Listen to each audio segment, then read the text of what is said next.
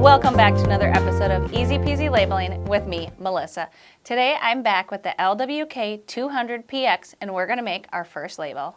The LW-K200PX prints on any of the PX tapes up to 3/4 of an inch. That's over 120 different supplies.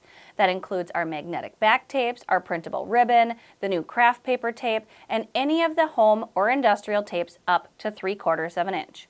All right, we're going to start by turning the printer on and setting our tape size.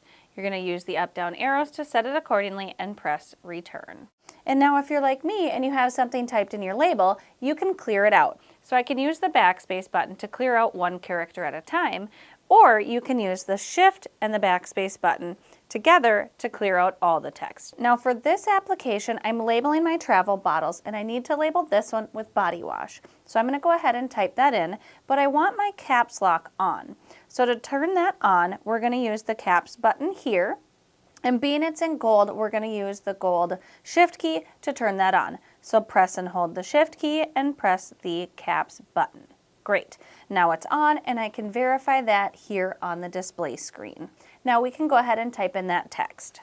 Now I can see on the side here the font size. This printer is going to default to making the font as big as it can given the label parameters, what size tape you have in there and how many lines of text. So I know if I leave it at that, it's probably going to be too big. So I'm going to make it smaller. And I'm going to use this button here where it has a big A and a little a. And I'm just going to press it consecutively to scroll through the different options. Now in this scenario, I have 4 different options. 1A, 1B, 1C, and 1D. So I'm going to stop on the one I want, and it's going to apply that to the label. And again, I can verify it by looking at the little indicator here. Perfect. Now I also want to change the font type, and that's going to be this button here with all the different A's.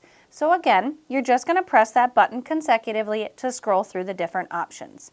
This printer has 14 fonts, so scroll through and stop on the one that you want applied to your label. Now this is exactly what I want. If you wanted to add anything else on your label, certainly do that, but I'm ready to push print.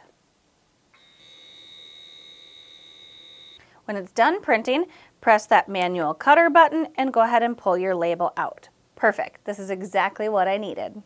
If you have questions on this printer or want to chat about your labeling application, we would love to talk with you. Thanks again and happy labeling.